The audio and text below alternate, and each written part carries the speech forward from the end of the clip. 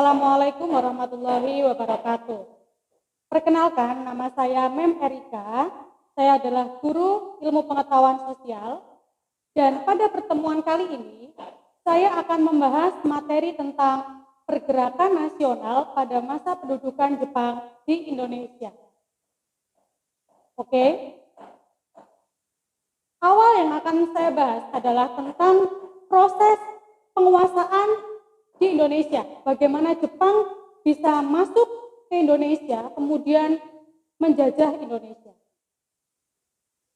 Pertama, pada tanggal 8 Desember 1941, Jepang melakukan penyerangan terhadap pangkalan militer Amerika Serikat Pearl Harbor di Hawaii. Nah, ini merupakan serangkaian dari Perang Pasifik, di mana Jepang sendiri adalah terlibat dalam blok sentral bersama dengan Jerman dan Italia, sedangkan Amerika Serikat merupakan sekutu bersama dengan Belanda, Inggris, Prancis, maupun Polandia. Kemudian setelah penyerangan di pangkalan militer Amerika Serikat, otomatis pasukan Jepang memenangkan pertarungan ini. Amerika Serikat sebagai induk dari sekutu mengalami kekalahan yang diikuti dengan beberapa anggota sekutu yang lainnya. Jadi bisa disimpulkan dalam hal ini sekutu telah mengalami kemunduran atau kelemahan. Kemudian pada saat sekutu sudah lemah, Jepang sebagai blok sentral mendaratkan pasukannya di beberapa jajahan sekutu, termasuk salah satunya adalah Indonesia. Dan ketika Jepang masuk ke Indonesia, pertama kali terlebih dulu masuknya melalui Tarakan di Kalimantan Timur. Setelah menguasai Tarakan, kemudian Jepang melakukan ekspansi penyerangan di Jakarta, di Batavia. Kenapa? Karena Batavia menjadi pusat perkembangan yang ada di Jawa. Dan kemudian berhasil dikuasai pada tanggal 1 Maret 1942. Dari sini sudah bisa ditebak bahwa akhirnya adalah Belanda menyerah tanpa syarat pada Jepang pada tanggal 8 Maret 1942 di Kalijati yang dikenal dengan perundingan Kalijati, di mana pada saat itu Belanda dan Jepang melakukan perjanjian pemberian kekuasaan dari Belanda pada Jepang. Kemudian poin kedua yang akan saya bahas adalah mengapa awal kedatangan Jepang justru mendapat sambutan baik oleh rakyat Indonesia. Yang pertama adalah Jepang mengaku sebagai saudara satu rumpun. Mengingat yang pertama, Jepang berasal dari benua yang sama, yaitu benua Asia. Yang kedua, dari postur tubuh juga tidak berbeda jauh. Yang ketiga, warna kulit juga hampir sama. Sehingga pada saat Jepang memberikan pengakuan bahwa dia adalah saudara satu rumpun bangsa Indonesia, rakyat Indonesia akhirnya semakin terbujuk oleh rayuan Jepang. Kemudian yang kedua, Jepang menjanjikan kemerdekaan bagi Indonesia. Dari sini siapa sih yang kira-kira tidak ingin merdeka? Mengingat Belanda sudah ada beberapa abad di Indonesia, menjajah dengan memberikan berbagai dampak. Kemudian masyarakat Indonesia hidup di bawah garis kemiskinan, kesengsaraan. Ketika Jepang datang, kemudian Jepang menjanjikan kemerdekaan bagi rakyat, otomatis rakyat Indonesia merasa seperti akan diberikan hak untuk merdeka.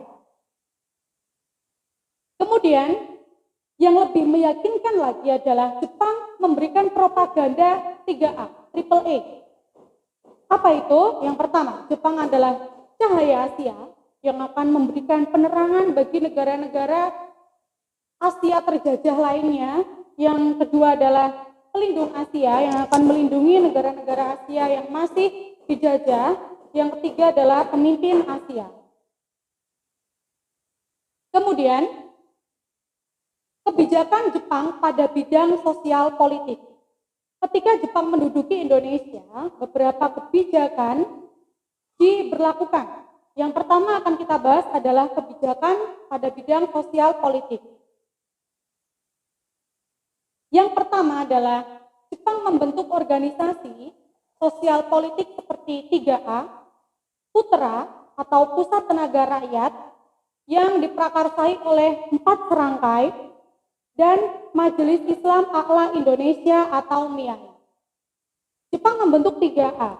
Kemudian organisasi ini tidak mendapatkan cukup pengikut. Akhirnya Jepang membubarkan organisasi 3A, kemudian membentuk organisasi Putra, Pusat Tenaga Rakyat. Ada Insinyur Soekarno, Muhammad Hatta, Mas Mansur ya. Kemudian Putra pun juga sama, sebenarnya tidak mendapatkan banyak dukungan dari rakyat Indonesia. Sampai pada akhirnya dibentuklah organisasi politik yang bernama Majelis Islam A'la Indonesia atau MIAI, yang merupakan organisasi yang basicnya adalah religi Islam. Kenapa organisasi ini dibentuk? Karena mengingat mayoritas masyarakat Indonesia beragama Islam, sehingga Jepang mendirikan MIAI, dan MIAI ini mempunyai banyak sekali pengikut. Yang kedua adalah membentuk organisasi semi militer seperti Heiho atau Barisan Pemuda, Seinendan, Fujinkai atau Barisan Wanita, dan PETA atau Pembela Tanah Air. Tujuan membentuk organisasi semi militer ini bukan untuk menguntungkan rakyat Indonesia itu sendiri, tapi lebih ke mempersiapkan Jepang dalam menghadapi perang balasan dari sekutu. Barangkali nanti akan terjadi perang balasan. Jadi Jepang mempersiapkan organisasi ini karena Jepang mengakui bahwa dia sendiri kurang pasukan. Maka dari itu Indonesia sebagai negara yang dijajahnya dimanfaatkan penduduknya untuk menjadi pasukan ketika nanti terjadi perang balasan antara Jepang dengan pihak sekutu. Yang ketiga yang tidak kalah penting adalah kebijakan Jepang dalam melakukan perekrutan Romusa. Romusa pada masa Belanda dikenal dengan istilah kerja rodi, tapi ketika masa pendudukan Jepang istilahnya adalah Romusa. Di mana Romusa ini merupakan tenaga kerja kasar yang digunakan untuk membangun jalan, membangun infrastruktur, membangun gedung-gedung yang diperlukan oleh Jepang dan lain sebagainya.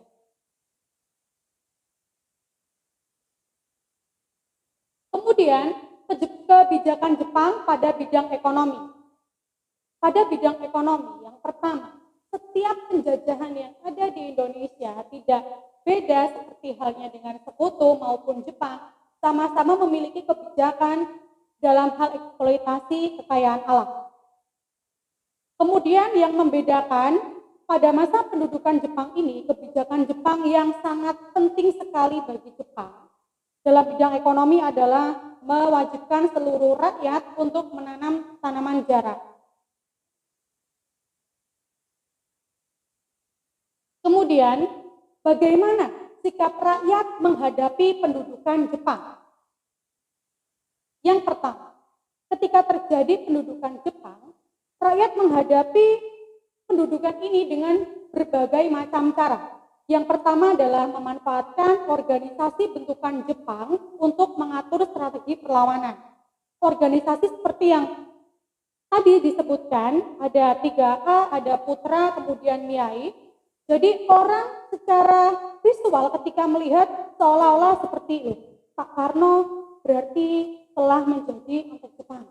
Kalau orang melihatnya seperti itu secara visual. Padahal sebenarnya alasan beberapa founding father kita untuk mengikuti atau mau bergabung dalam organisasi bentukan Jepang adalah untuk mengatur strategi perlawanan dan mendapatkan kemerdekaan. Mengingat pada masa penjajahan Jepang tidak ada organisasi politik yang boleh berdiri tanpa sepengetahuan Jepang.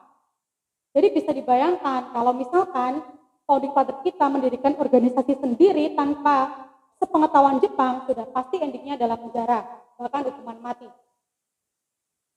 Kemudian strategi atau sikap rakyat yang kedua adalah melakukan perlawanan secara sembunyi-sembunyi atau dikenal dengan istilah gerakan bawah tanah.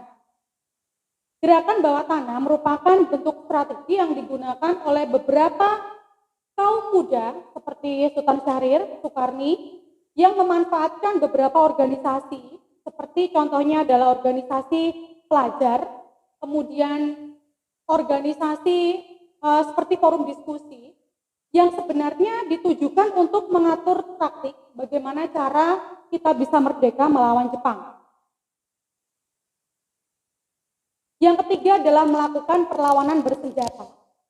Perlawanan ini dilakukan oleh beberapa pemimpin yang berasal dari beberapa daerah, seperti contohnya adalah di Aceh ada dikenal dengan peristiwa perlawanan Coplieng, kemudian di Jawa Barat ada perlawanan rakyat Singaparna dari Jawa Barat yang melawan secara terang-terangan karena kebijakan Jepang yang dirasa sangat tidak manusiawi.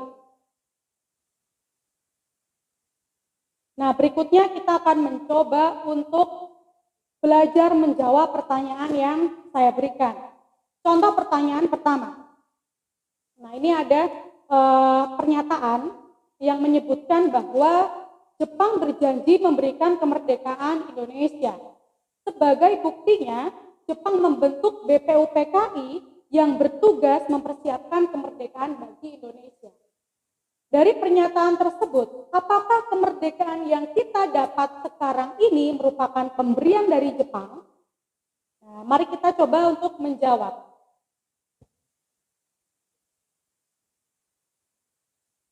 Yang pertama, jawaban yang pertama adalah kita lihat dulu bahwa tujuan Jepang membentuk BPUPKI hanya untuk menenangkan hati rakyat karena pihak Jepang sebenarnya sudah terdesak oleh sekutu. Kemudian, kita jangan melupakan bahwa pada waktu Soekarno-Hatta meminta tanggal proklamasi kemerdekaan, ternyata pihak Jepang hanya memberikan jawaban yang bersifat menunda saja. Tidak kalah penting, bukti berikutnya adalah ketika Indonesia akan mengumandangkan proklamasi di lapangan Ikada yang saat ini dikenal dengan lapangan Monas, ternyata Jepang berusaha menghambat dengan menutup lapangan Ikada tersebut. Pada poin ini, mengapa sih Indonesia kok bisa berhasil mengumandangkan proklamasi? Kita jangan melupakan jasa Sultan Syahrir yang mendengar bahwa Jepang telah menyerang karena dua kota penting yaitu Hiroshima dan Nagasaki dibombardir oleh sekutu melalui siaran radio luar negeri. Jadi berita kekalahan Jepang ini terdengar oleh telinga dari Sultan Syahrir yang kemudian dirundingkan dan menginginkan kemerdekaan bagi Indonesia secepat mungkin. Jadi bukan karena Jepang mengakui bahwa dia sudah kalah ya, tapi terlebih dulu adalah Sultan Syahrir yang mengetahui berita kekalahan Jepang bukan dari Jepang, tapi dari berita luar negeri yang disiarkan melalui siaran radio. Bahkan ketika Indonesia sudah mengumandangkan proklamasi di lapangan Ikada, ternyata lapangan tersebut dijaga oleh tentara Jepang yang membuat proklamasi kemerdekaan dilakukan di halaman rumah dari Insinyur Soekarno yang terletak di Jalan Pegangsaan Timur nomor 56, Jakarta. Kemudian kantor radio disegel. Ini kantor radio yang bernama Domei. Disegel dengan tujuan agar proklamasi kemerdekaan Indonesia ini tidak terdengar sampai mancanegara, yang mengakibatkan nanti beberapa negara dunia akan mengakui kemerdekaan Indonesia. Hal ini sangat tidak diinginkan oleh Jepang.